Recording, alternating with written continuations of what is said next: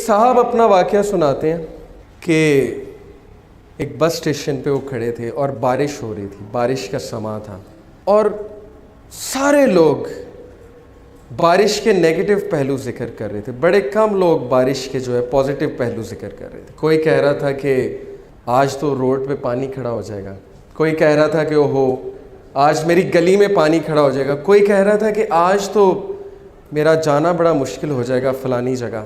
اور وہ کہہ رہا تھا کہ سب کے ہاتھ اس طرح تھے، سب کی فائلز اوپر تھیں، سب کے بیگز اوپر تھے، بارش سے اپنے آپ کو بچا رہے تھے۔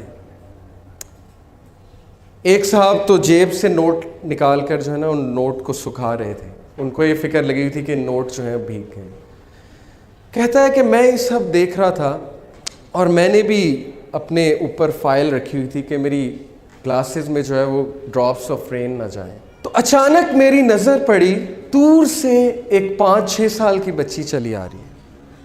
اس نے کہا کہ دور سے ایک بچی چلی آ رہی ہے اپنے والد کے ساتھ، اور اس نے اپنے اوپر ہاتھ نہیں رکھا ہوا، اپنے آپ کو پروٹیکٹ نہیں کیا، اور وہ بڑا انجوائے کرتی آ رہی ہے بارش کو، اور وہ کھیلتی آ رہی ہے، اچھلتی آ رہی ہے۔ جب بس سٹاپ پہ وہ پہنچی تو میں نے دیکھا کہ سب کے ہاتھ اس طرح تھے، لیکن اس بچی کے ہاتھ اس طرح تھے۔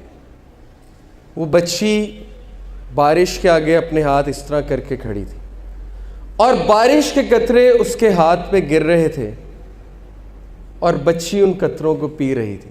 اس نے کہا کہ اس چھوٹی سی بچی نے مجھے زندگی کا سارا فلسفہ سمجھا دیا۔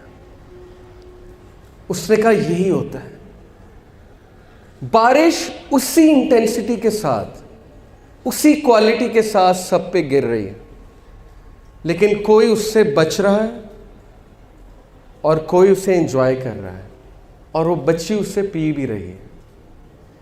اسی طرح اللہ کی رحمت سب پہ اسی طرح برستی ہے، اسی کوالٹی کے ساتھ برستی ہے، لیکن کسی کے ہاتھ یوں ہوتے ہیں اور کسی کے ہاتھ یوں ہوتے ہیں۔ The choice is yours۔ آپ نے کیسے ہاتھ رکھنے؟ اور اللہ کی رحمت کے ڈیفرنٹ اشکال ہیں، ڈیفرنٹ شکلیں ہیں۔ کبھی کبھی اللہ کی رحمت بہت بڑا امتحان بن کر آتی ہے، لیکن وہ آپ کے لیے رحمت ہے، سلیم۔ کبھی وہ سلیم بن کے آتی ہے۔ اب آپ سوچ لیں، آپ نے ہاتھ ایسے رکھنے کہ آپ نے ہاتھ ایسے رکھنے۔